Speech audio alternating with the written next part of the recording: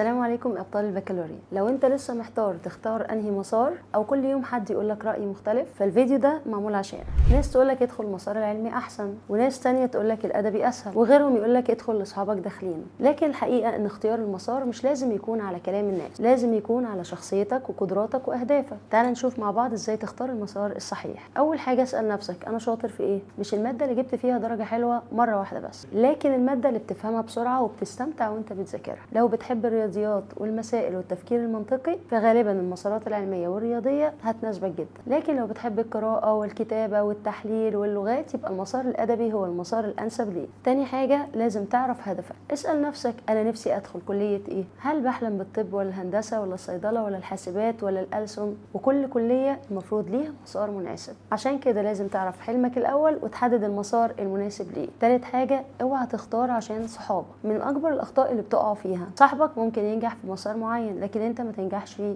وممكن انت تتألق في مسار هو مش مناسب ليه.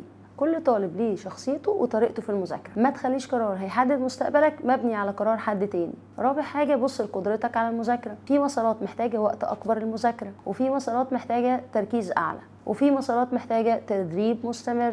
اسال نفسك هل هقدر التزم؟ هل هقدر اذاكر بشكل يومي؟ هل عندي استعداد ابذل كل المجهود المطلوب ده؟ خامس حاجه ودي مهمه، اسال مختصين، اتكلم مع مدرسينك، اسال ولي امرك، اسال ناس سبقوك. لكن في الاخر القرار قرارك، اسمع النصيحه واختار بعقلك. سادس حاجه خليك قوي وما تخافش من الاختيار. مفيش مسار اسمه افضل من كل المسارات، في مسار افضل ليك انت. النجاح مش مرتبط باسم المسار، النجاح مرتبط باجتهادك. الطالب المجتهد في اي مسار هيحقق نتيجه ممتازه باذن الله. ولو لسه محتار، اكتب مميزاتك واكتب المواد اللي بتحبها واكتب الكليات اللي نفسك تدخلها. هتلاقي الصورة بدأت توضح قدامك. ورسالة أخيرة، افتكر ان البكالوريا معمولة عشان تساعد كل طالب يمشي في الطريق المناسب ليه. ما تستعجلش، خد وقتك وفكر كويس، واختار المسار اللي يناسب إمكانياتك وطموحك، لأن الاختيار الصح من البداية هيريحك في رحلة البكالوريا وهيقربك من حلمك بإذن الله. ولو عندك أي سؤال عن مسار البكالوريا ومحتار تختار إيه، سيب لنا كومنت وهنساعدك.